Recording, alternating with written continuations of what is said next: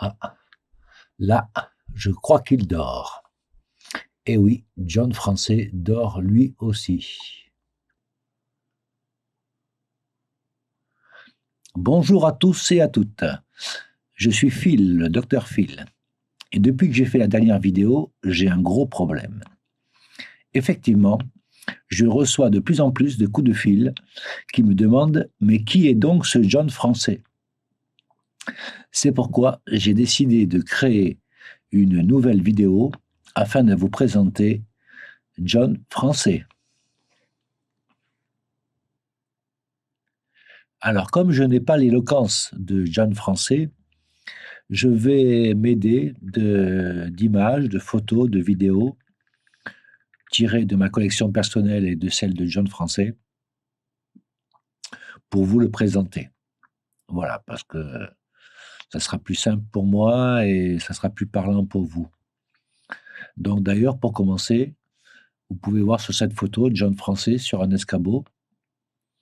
Il était en plein repérage pour les décors de son prochain roman.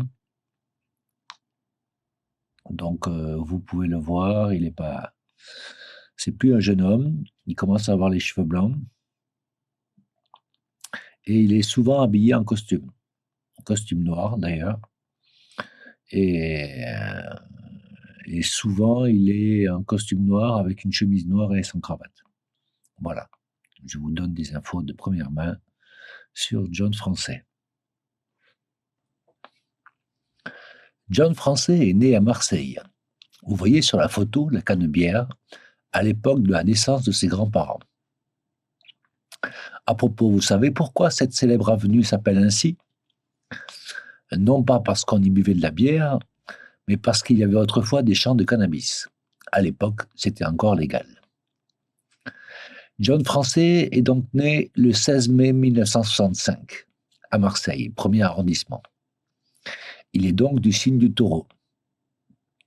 Sa mère, infirmière étudiante, ne peut le garder avec elle. Il est donc placé tout de suite chez sa grand-mère maternelle. Il sera d'ailleurs baptisé à Saint-Rémy de Provence. Il passera les 3 premières années de sa vie dans la joie et le bonheur avec ses grands-parents. C'est à ce moment-là que le premier drame de sa vie s'est joué. Il a 3 ans quand sa mère veut le récupérer. Mais pour le petit John, c'est une étrangère qui ne le reconnaît pas. Il va beaucoup souffrir, allant jusqu'à refuser de manger en présence de sa mère. Celle-ci consulte un psy qui lui donne le choix entre 2 solutions.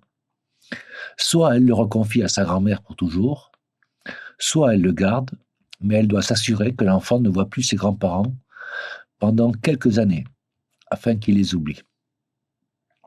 Elle va choisir la 2e solution. Pour le petit John, c'est le drame absolu. Il va connaître la dépression. En effet, les psys sont d'accord pour affirmer que l'angoisse principale d'un enfant, c'est la peur d'être abandonné. Et c'est exactement ce que va vivre John Français. Celle qu'il appelle mamie, mais pour qui il ressent l'amour que chaque enfant éprouve pour sa mère, l'a abandonné. Pour sa mère, ses sentiments ne sont qu'aversion et colère.